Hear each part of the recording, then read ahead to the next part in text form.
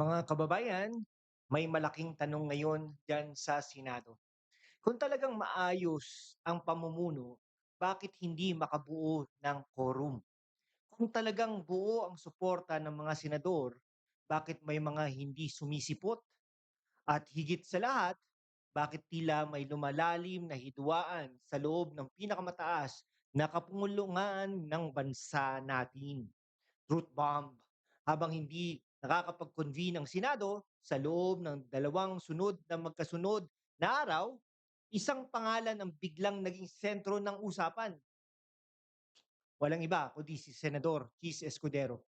Siya ay dumalo sa plenary session sa gitna ng umano'y boycott ng ilang kaalyado ng Marioria, no? Pero mga kababayan, ang tunay na tanong ay hindi kung sino ang dumalo. Ang tanong ay, bakit umabot sa ganitong sitwasyon ang Senado? At ano ang mensaheng ipinapadala dito sa sambayan ng Pilipino? Mga kababayan, hindi ito simpleng attendance issue. Hindi ito simpleng pagliban lamang. Kapag hindi nakakapag-session ang Senado, maraming mahalagang usapin ang natitigil. Mga batas, mga investigasyon, mga budget concerns, at mga isyung may direktang epekto sa taong bayan. Kaya natural lamang na magtanong ang publiko, ano pa talagang nangyayari dyan sa loob ng Senado? May policy disagreement ba?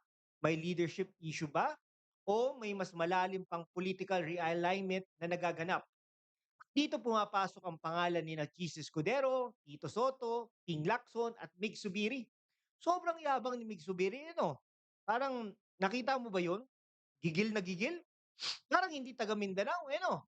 No? Na madalas iniugnay sa publiko sa mga lumang political blocks at power structures sa pambansang politika. Mga trapo eh. Sa totoo lang po, hindi, totoo lang. Sa totoo lang. Mga trapo. Mga kababayan, tignan natin ito ng mas malalim. Sa politika, hindi lahat ng laban ay nakikita sa mikropono. Hindi lahat ng banggaan ay nangyayari sa plenaryo. Grabe. Tingnan mo si Erwin Tulfo, no? Mag-hearing bukas sa Blue Ribbon. Pinapangunahan dapat 'yan ni Senador Marcoleta, 'no? Kung ako sa Iglesia ni Cristo ay kumilos na. I mean, magdasal na po tayo, 'di ba? Hindi lahat ng banggaan ay nangyayari sa plenaryo. Minsan, mga kaibigan, ang tunay na labanan ay nasa likod ng mga closed door meetings. Kapag may mga senador na hindi nagkakasundo sa direksyon ng institusyon, lumalabas ito sa mga strategic moves. Jesus Escudero, hindi ka na mai-re-reelect ulit. Tapos na ang iyong karera. Promise.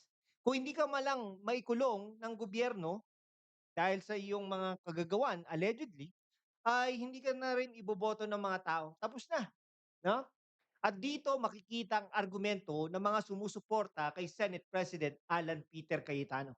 Alam mo, kung meron talagang ano yan, no? Mga may kagagawan o kaya at least may alam, 'di ba dapat yung Speaker of the House at saka Senate President nung mga panahon na yun, sino po ba ang Speaker at Senate President? Kayo na po ang magsabi diyan. At dito talagang sumusuporta po tayo kay, Senate President Alan Peter Cayetano, no? Sinasabi ng kanilang kampo ng Senado ay hindi dapat maging instrumento ng anumang political agenda kundi dapat manatiling independyente. Para sa kanila, mahalagang mahalagang protektahan ang proseso kaysa magpadala sa pressure mula sa iba't ibang political factions.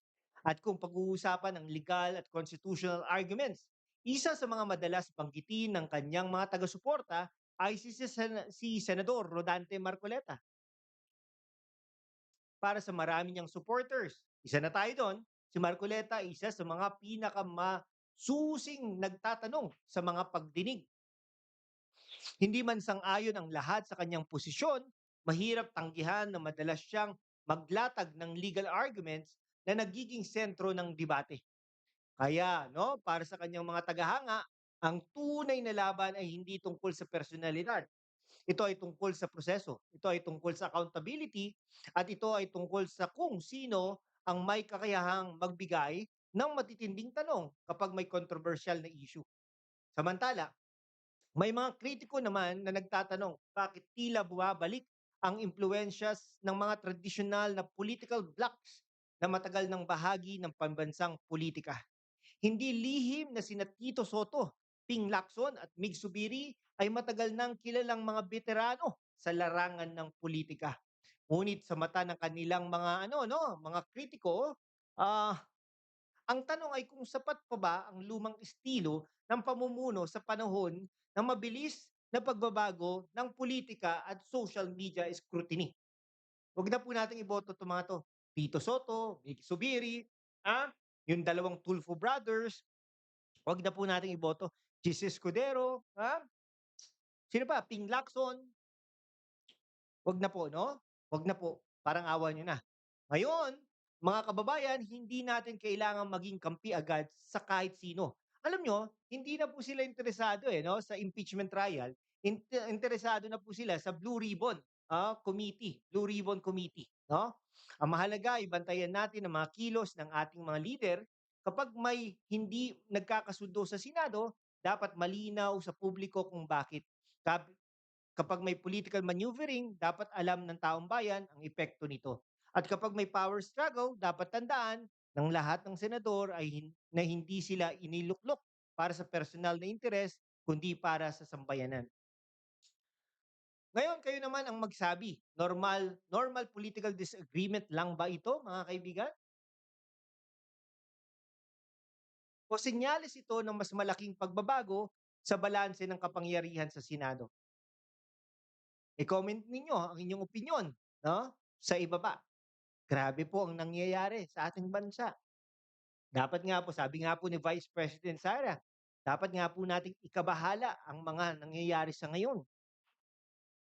Hindi niyo po ba napapansin?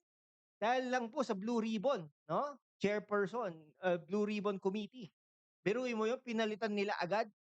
Hindi po legal yan no. Kung ako po kay Senate President Alan Peter Cayetano, pumunta na po siya sa Supreme Court.